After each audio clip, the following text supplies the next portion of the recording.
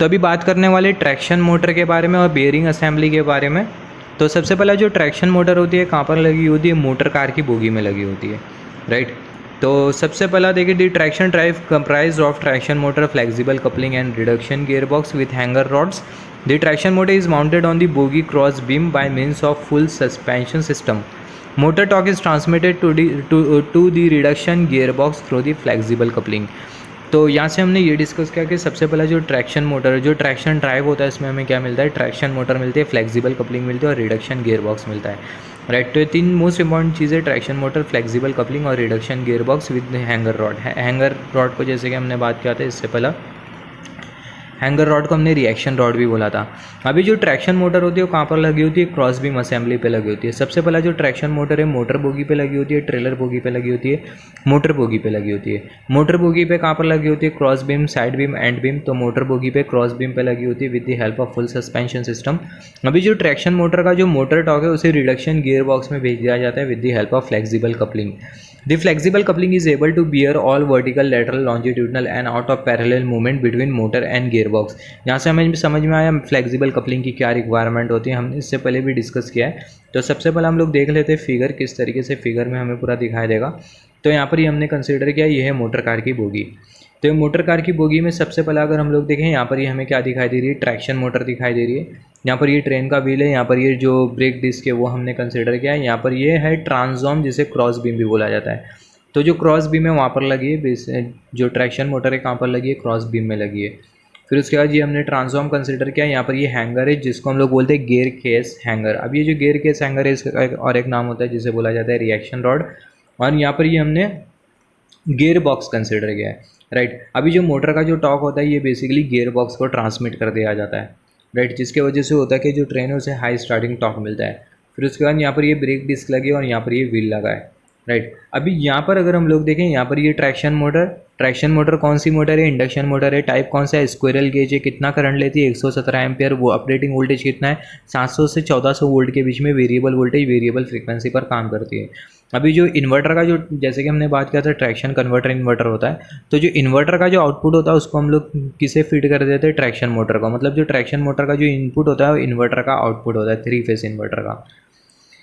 यहाँ पर ये हमने कंसिडर किया, ये है फ्लेक्सिबल कपलिंग। अभी यहाँ पर अगर हम लोग देखें फ्लेक्सिबल कपलिंग का क्या काम होता है, यहाँ पर ये ट्रैक्शन मोटर और यहाँ पर ये जो गियर बॉक्स है, दोनों के बीच में जितने भी जो फोर्सेज होते हैं, जैसे कि वर्टिकल फोर्स हो गया, हॉरिजॉन्टल फोर्स हो गया, लॉन्जिट्यूडनल फोर्स हो गया, राइट। तो ये सारे के सारे फोर्सेज को एब्जॉर्ब करने का काम करती है फ्लेक्सिबल कपलिंग। अगर फ्लेक्सिबल कपलिंग ये फोर्सेज को एब्जॉर्ब ना करे तो ऐसे केस में होगा कि मोटर का शाफ्ट और गियर बॉक्स के अंदर का जो गियर है वो क्या हो सकता है, डैमेज हो सकता है, राइट। तो जैसे हमने बात किया था, इससे पहले भी हमने बात किया था, जो फ्लेक्सिबल कपलिंग है, जो मैकेनिकल जो वाइब्रेशंस जनरेट होते हैं ट्रेन के ऑपरेशन के टाइम, तो मैकेनिकल वाइब्रेशंस को एब्जॉर्ब करने का काम करती है हमारी फ्लेक्सिबल कपलिंग।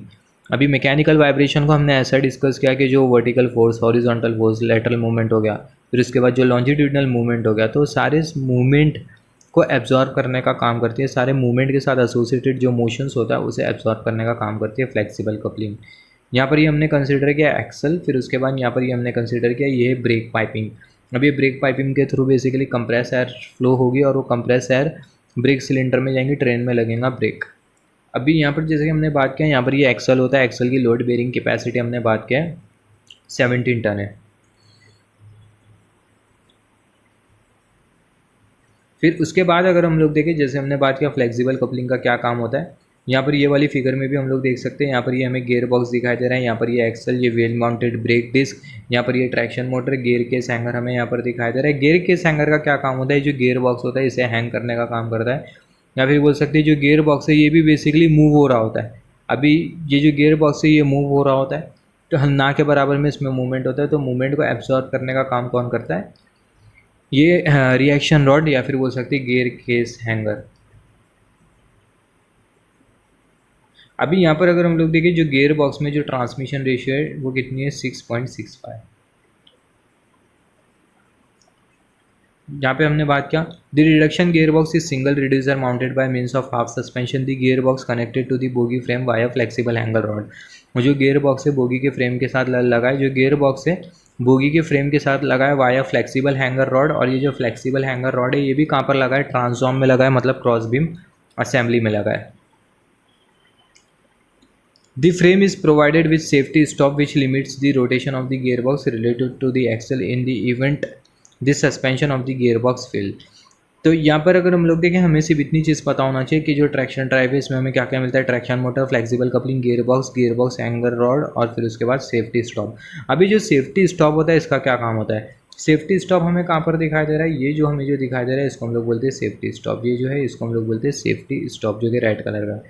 अब ये जो सेफ्टी स्टॉप है इसका क्या काम होता है, राइट। अगर गियर बॉक्स अगर फेल हो जाता है, या फिर मान लेते जो हैंगर रॉड है, the frame is provided with safety stop which limits the rotation of the gear box relative to the axle in the event the suspension of the gear box fails. तो यहाँ पर अगर हम लोग देखें train का जो एक्सल है क्या हो रहा होता है, मूव हो रहा होता है। एक चीज़ अगर हम लोग नोट डाउन करें, जब हमारी ट्रेन ट्रैक चेंज करती है तो ऐसे केस में जो एक्सल होगा उस पर कुछ सडन जर्क प्रोड्यूस होगा। अब ये जर्क के वजह से जो गियर बॉक्स होगा ये भी क्या होगा, ये भी मूव करेगा, इस पर भी जर्क बनेगा, राइट। अब ये जर्क के वजह से होगा क्या, ये जो गियर बॉक्स होगा ये मूव होगा अपनी पोजीशन से। तो ये जो गियर बॉक्स है ये अपनी पोजीशन से ज़्यादा मूव नहीं होना चाहिए, जो गियर बॉक्स एक लिमिट तक के मूव होना चाहिए। इसी रीज़न की वजह से हमने क्या लगा के रखा है, सेफ्टी स्टॉप लगा के रखा है, राइट। या फिर सस्पेंशन सिस्टम अगर हमारा फेल हो जाता है तो ऐसे केस में जो सेफ्टी सिस्टम है, ये जो सेफ्टी स्टॉप है क्या करेगा, सेफ्टी प्रोवाइड करेगा, राइट। तो जो फ्रेम में सेफ्टी स्टॉप लगा है जो कि क्या करेगा, जो गियर बॉक्स जो है उसका जो रोटेशन होगा उसे लिमिट करेगा। यहाँ पर ये जो गियर बॉक्स है ये रोटेट नहीं होना चाहिए। जो गियर बॉक्स होता है इसकी टेंडेंसी होती है, इसका जो शेप होता है कुछ इस तरीके से होता है, राइट। कुछ इस तरीके से इसका शेप होता है, ड्रॉप जैसा होता है। यहाँ पर अगर हम लोग देखें कुछ इस तरीके से इसका शेप है, कुछ इस तरीके से कर्वेचर बना है, फिर उसके बाद कुछ इस तरीके से शेप है, मतलब इसका जो शेप होता है कॉनिकल शेप जैसा होता है, राइट। तो इसकी ये जो गियर बॉक्स की जो टेंडेंसी होती है नीचे जाने की, मतलब ये वाला जो पार्ट होता है, ये नीचे की तरफ मतलब इसकी जाने की टेंडेंसी होती है।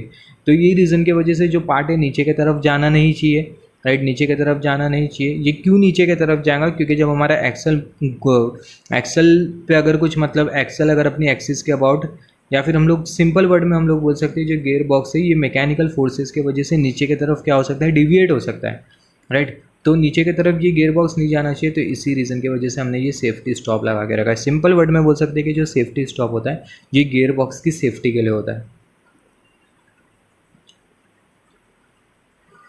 तो यहाँ पर जैसे हमने बात किया, यहाँ पर ये होता है हमारा शाफ्ट, यहाँ पर ये होता है हमारा गियर बॉक्स में अगर हम लोग देखें ये है गियर बॉक्स की हाउसिंग। फिर उसके बाद अगर हम लोग देखें ये है गियर बॉक्स की हाउसिंग, ये है गियर बॉक्स पूरा, ये है गियर बॉक्स की हाउसिंग जिसे गियर केस भी बोला जाता है। यहाँ पर ये ड्राइव शाफ्ट होता है जिसको मोटर घुमाती है।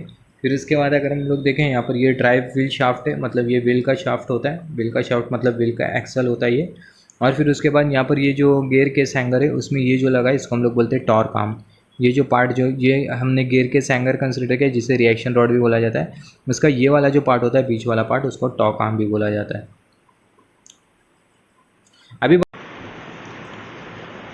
अभी बात कर लेते हैं बेयरिंग यूनिट के बारे में। तो सबसे पहले जो बेयरिंग होती है कहाँ पर लगी होती है, यहाँ पर ये हमने कंसिडर किया ये एक्सल, फ्री एक्सल हम लोग बोल सकते हैं।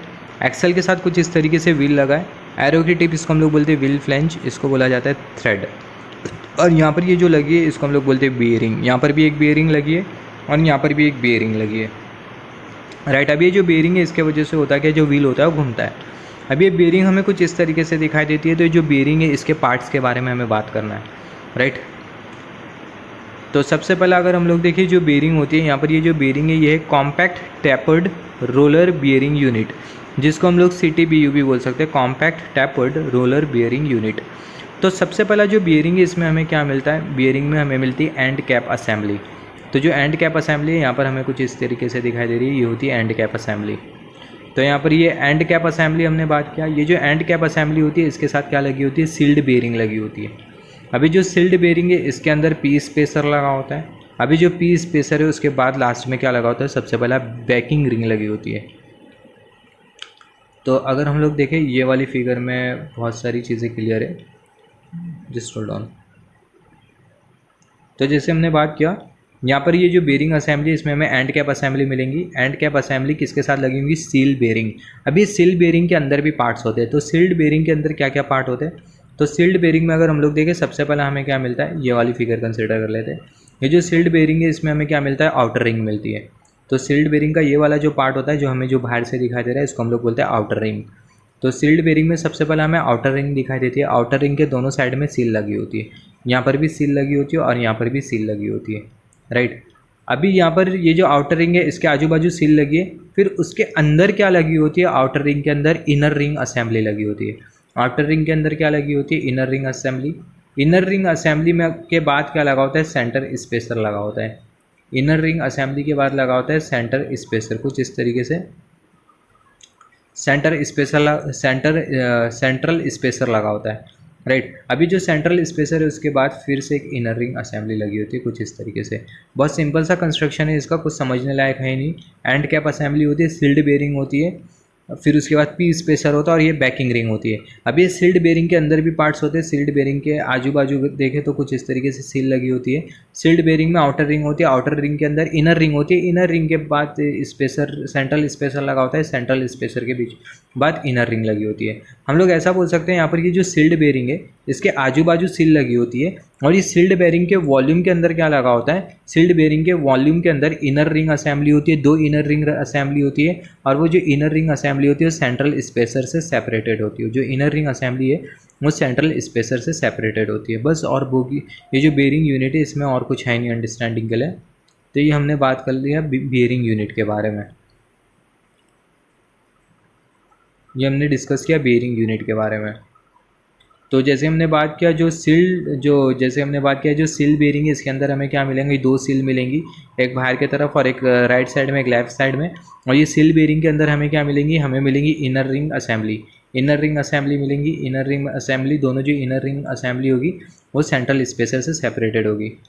तो सिंपल वर्ड में हम लोग डिस्क्राइब कर सकते हैं कि सील्ड जो बेरिंग है, सील्ड बेरिंग में हमें आउटर रिंग मिलेंगी, ये वाली जो रिंग है वो है आउटर रिंग मिलेंगी। आउटर रिंग के अंदर 2 इनर रिंग होगी, और दोनों जो इनर रिंग होगी, inner ring assembly central spacer से सेपरेटेड होती है।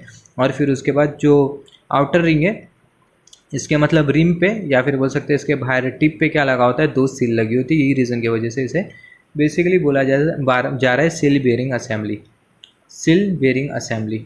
तो यहाँ पर हमने बेरिंग असेंबली के बारे में बात किया, ट्रैक्शन मोटर के भी बारे में बात किया, ट्रैक्शन ड्राइव असेंबली के भी बारे में बात की।